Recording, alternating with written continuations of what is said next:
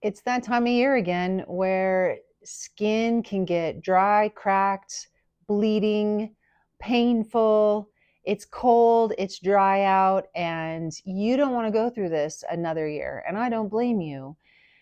As a naturopathic doctor, I look at dry, cracked skin and hands, even on the feet, not as a surface issue, but as a reflection of what's happening internally. We have a multitude of professions and of knowledge bases that we can draw on.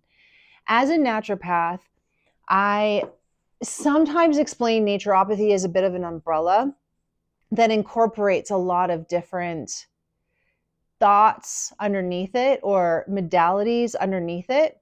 So homeopathy fits underneath there, nutrition, lifestyle, even Chinese medicine. I don't practice Chinese medicine, but what I do think is very interesting is that with the hands in particular, the heart meridian actually ends in the pinky finger. The heart meridian leaves the heart, goes through the lungs, down the internal arm, past the inner elbow, and continues in the inner forearm and runs through the palm, and it ends at the pinky finger. So this can actually result, yes, it can. If there's something going on with the heart meridian, with circulation, blood nourishment, heat regulation, even Shen, which is spirit or nervous system, it can cause dry, rough, cracked palms and redness and inflammation, heat sensations, skin that just doesn't heal, sensitivity of the palms and the skin.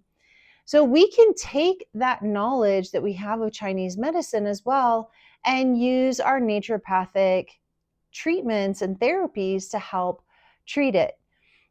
So I look at the hands not as the starting point, but as the end point, and it's more of a signal.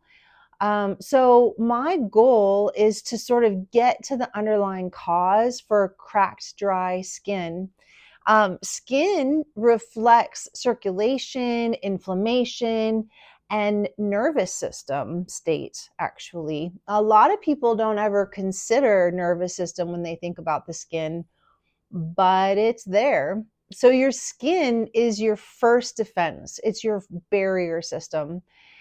And when your hands are cracked, especially your hands, being that they are the most interactive part of your body with the external world, that means that there's a part of your barrier that has split open and it's no longer able to protect you. Now, there's outside things that can actually cause cracking that's really easy to remove. Hand sanitizer, unfortunately, is one of those because it is alcohol based, and alcohol is very drying to the skin. And I know that there's probably some of you out there where you're like, don't take away my hand sanitizer, and you want to turn off the channel right now. But just hear me out. So there is something called an acid mantle on your skin, and it's if you feel like sometimes your hands, if they're in a disease state, you might not feel this, but sometimes you'll feel like a little bit of an oil or like a moisture. There's like a barrier in between your hands. So that is a natural defensive mechanism that is just internal that helps you to maintain your boundaries.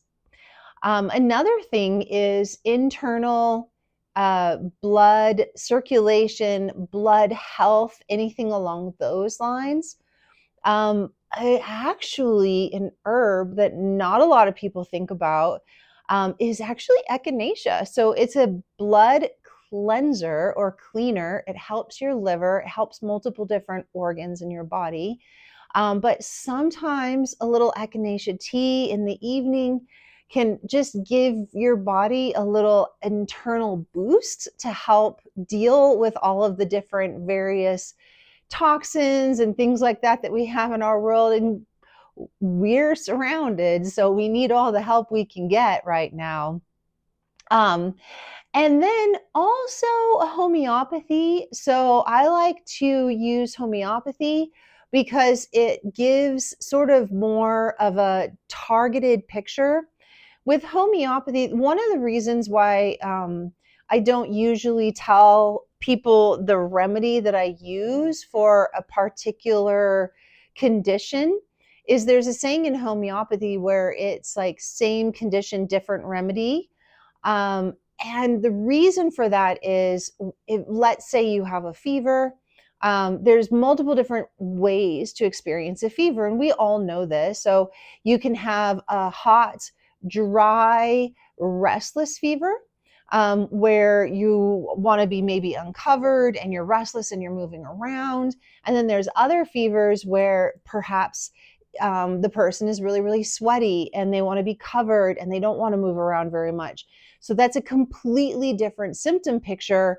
Same thing, right? Same quote unquote fever, but different remedy. So when, with Western medicine, we typically think like fever, all fevers are basically just elevated temperature of the body. And so they're going to use something to bring down the fever externally. So like a Tylenol or an Advil or something along those lines.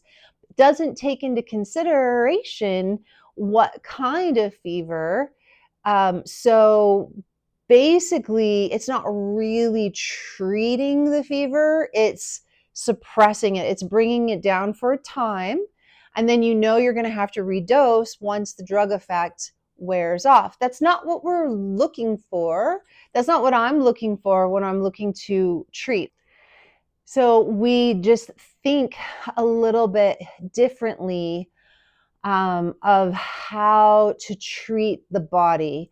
We have a different approach completely.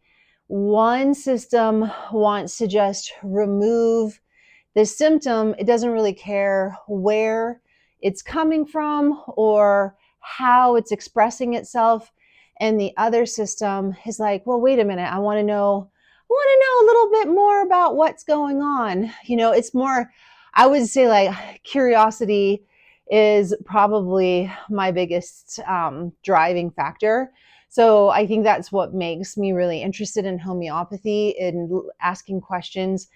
And sometimes I will ask questions. So let's say, I am taking an intake for cracked and dry skin on the hands, and I may be asking, what is your food cravings? Like things that just have nothing to do with cracked skin, but it has everything to do with it because it has everything to do with the person. And don't you want to be treated like a person who has an illness and not an illness that just happens to have a person attached to it?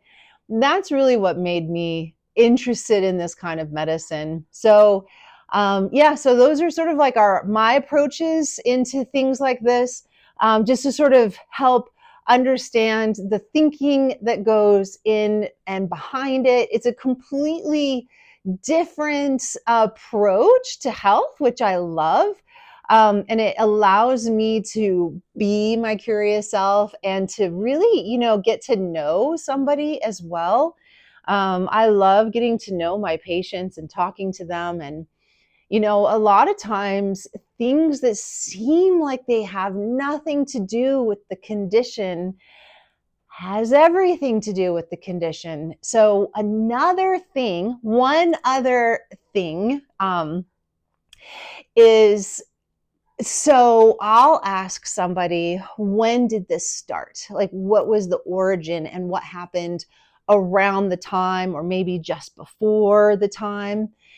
And then the person will think about it and they're like, well, let's say like they got into a car accident or their parent died or a beloved pet died, something along those lines, something that happened, and then it was a bit of a trigger. And let's say like emotionally they got past it, but then somehow or another this symptom ended up filling its place afterwards, and they've really never been the same since. So yeah, if you have cracked, dry, bleeding hands nothing seems to work, I want you to hear this. There are treatments. You're not broken. You're complete, like it's fixable. This is something that there is a treatment for on the planet. We just have to find it for you. And I've found that many people are also unknowingly using products that every single day that can keep their hands inflamed, no matter how many creams they apply. My approach is different because I start removing what's quietly harming them. And then I try and figure out what's the like if it is the cream, but then I'll always just treat too. I don't just remove. But I have attached a little free PDF for you. It's identifying 3 top skin irritants that actually are very common and they're ubiquitous, and you might be accidentally using them on your skin and hurting yourself. And so this is an easy place to start if you've got something like that going on. Yeah, so it's an easy, simple place to start if your hands aren't healing and you want clarity without overwhelm. You can download it below. And if you'd like, or I have it linked, so you can go ahead and just sign up to my newsletter. I'll have that on there for you. And if you'd like personalized support, you're always welcome to schedule an appointment. And if you loved this, or if you like this, you don't have to love it, but if you liked this, please subscribe. And that really will help me out. And I hope you guys have a beautiful day, and I will talk to you later.